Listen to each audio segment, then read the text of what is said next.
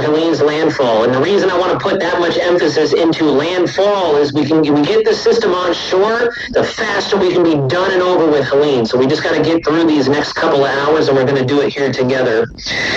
Gary Yell, once again, I cannot confirm nor deny if we are seeing 20 feet of storm surge. I can jump off my phone live stream, but then I will lose the chat. I want to leave the chat up. Like I said, I have some buddies up there in the Perry area right now that are going to ride this storm out, and they are actually about to receive the worst that the system has to offer. So I'm a little, low-key on the stress side for them. I hope they're going to be doing okay. I hope they're taking the necessary precautions to chase this system, but they're doing it wisely because it's coming in and it'll be there momentarily. In fact, I would argue in about 20 more minutes, that core of eye wall convection is probably going to be right on top of them.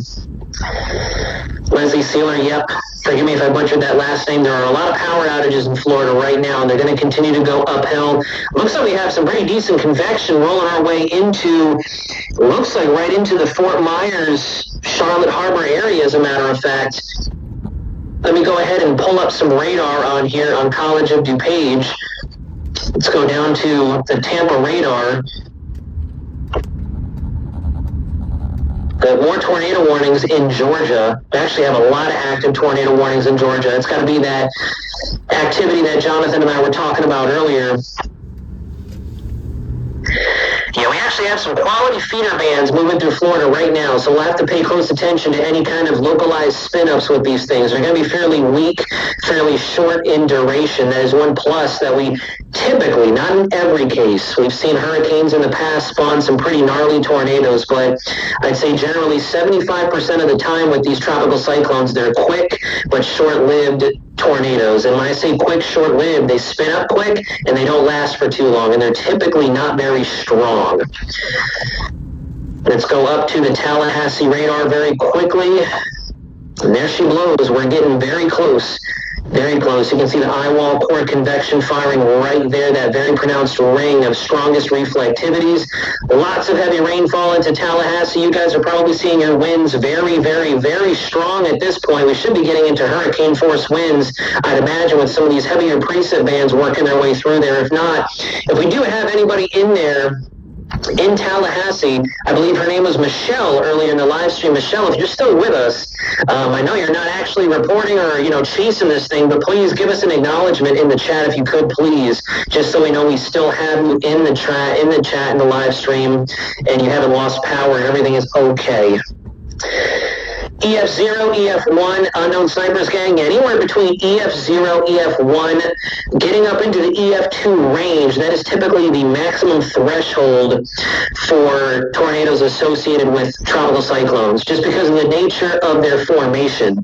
Now, again, granted, there's always that 25% shot that we get stronger tornadoes, and we saw with Beryl a couple of wedge and stovepipe tornadoes out there in Texas. So it's not out of the realm of possibility we get some stronger ones, but a majority of our twisters will be short-lived.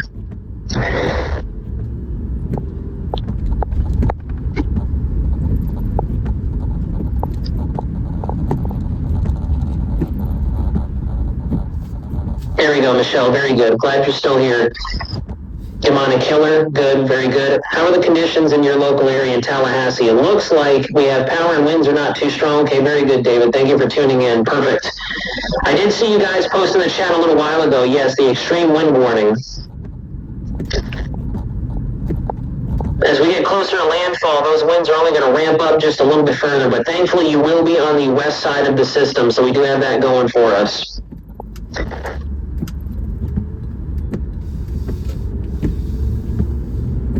Keaton Beach, give me the geography. Where is Keaton Beach precisely? Because right now we're going to be honed in on the landfall site. If you are within the immediate vicinity of the landfall site, you're going to see the worst of this system. If you're anywhere else right now, just stay hunkered down, stay in place, and maintain your situ for home base. And hopefully we can wrap up this tropical troublesome game here very soon. And naturally, we're still going to have to deal with Helene and leftovers of Helene for the next 2 or so days, especially as it begins the interaction with that frontal band, the jet stream, and that upper low to its west. But guys, the faster this system can get on shore, the quicker we can make Helene nothing more than a bad memory. Once again, Charlie Montgomery, please give me a bit of geography. I'm not currently in Florida, and I don't want to quickly look up the geography of Florida, so if you can give me some geography, where is Keaton Beach in relation to the center? If it is right there, if you are looking at this map, and you can put Keaton Beach in the path of this system, then you can more or less kind of figure it out. How bad will it be in eastern Alabama? Jessica Ward, good question. It won't be too bad. You're going to be on the far weak side of the system. You can see that we do have that interaction here on radar up along the border of Georgia, Alabama, right in through there. We have that interaction with our stationary boundary and the wraparound moisture on the northern periphery of Helene. That's going to keep steady state showers and moderate level rainfall for much of eastern Alabama, but nothing in terms of very severe weather or very heavy rainfall.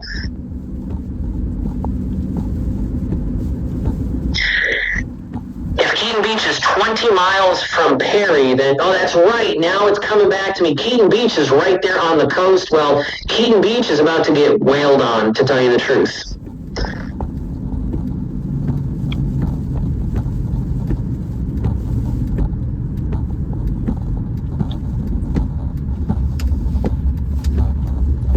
Leesburg, Florida is doing pretty good. We are all pretty much on the weak side of the system.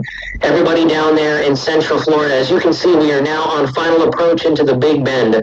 So everybody in Central Florida will still continue to feel the effects of Helene, the sustained effects for the next 4 to 6, possibly 8 hours maximum. But by sunrise tomorrow, we are definitely going to be starting to see this really drift off towards the north.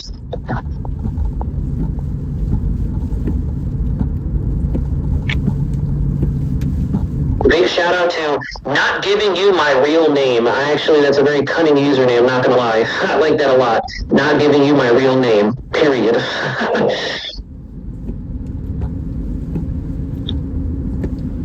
They do, yeah. That's because of just how much wind and how much mass is rotating around these features as they go along. It's pretty neat. It's pretty neat how these systems work. Naturally, the destructive nature behind these features is not fun whatsoever, but it is always interesting and captivating to see exactly what these things do from an atmospheric science perspective. And correct, Chrissy, I agree. You can see that our core of strongest storms are still well to the south. Keaton Beach, Cedar Key, Perry, Florida, you guys are going to receive the direct north and northeast quadrant of that eye wall core.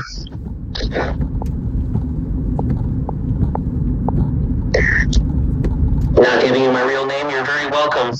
Sounds like I'm saying a statement before I say you're welcome.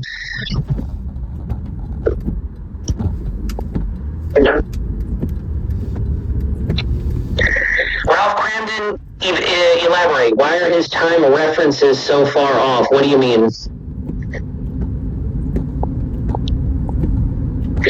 So I'm News 6 meteorologist David Nazario. Feel free to look me up, Weather Center _Nazario.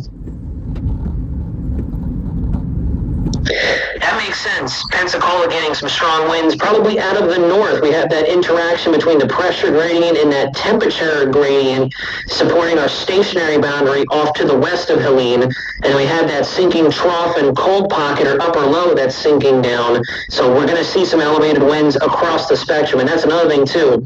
I'll go ahead and zoom us out again. We'll go back to the actual satellite imagery here in a second. Let's go down to the regional sectors. Let's look at the southeast. So if you look, we do have Helene, massive bowling ball system. In fact, this is a great image right here. Perfectly symmetrical system getting very close to landfall here. We have strong winds in the form of temperature advection, cool air advection. You can see the cloud lines right here. You see these little thin lines down here off the coast of Texas, Louisiana. They're thin, straight lines. Those are called cloud lines or cloud streets, either or. Typically, cloud streets are found inland, either or. It's the same thing, just, over land, over ocean, whatever. That shows that we have a sinking air mass sliding south over Dixie Alley. That's why if you look, we are void of any cloud cover whatsoever. We're looking at clear skies for much of Mississippi, Louisiana, Arkansas. You wouldn't even think that there was a major hurricane just off to your immediate east.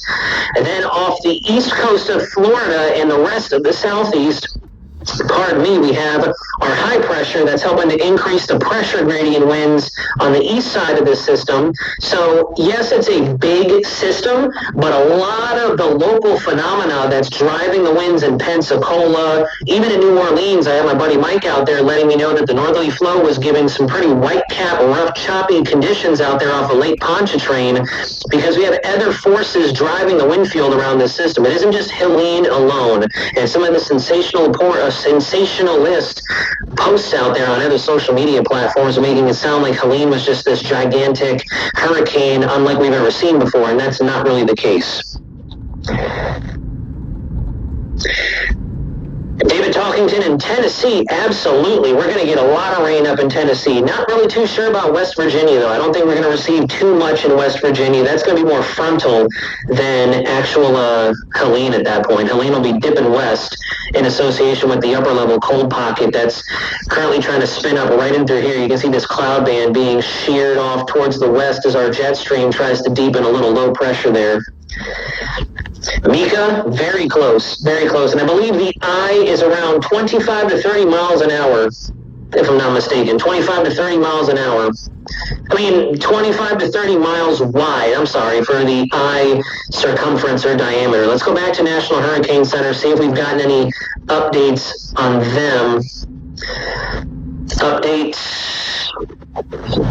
No, I was afraid of that. We were at 140 miles an hour, so we are still strengthening. As of 9 o'clock, we are at 140 mile an hour winds sustained in the center. Central pressure is starting to bottom out, though, thankfully. I think this is it. We've reached the cap. Florida Coastal Monitoring Program tower located on Cedar Key recently reported a sustained wind of 55 miles an hour and a wind gust of 73 miles an hour. So we are getting into those hurricane force conditions right around our potential landfall location. It is moving very fast. Fibonacci 1911. It is moving very quick. Mika Jacobs, you're very welcome. Twilight Firefly, welcome back. I wouldn't be surprised, 9:39, but thankfully I really do think we're going to bottom out here. Well, not necessarily bottom out. This system probably still has a lot of gas left in the tank, but we are so close to landfall that we are not going to realize the full extent of what Helene has to offer. Thankfully, we are going to just be into a forced cap at this point as this system gets very close to landfall. There we go. We are just about there. Eyewall finally coming ashore.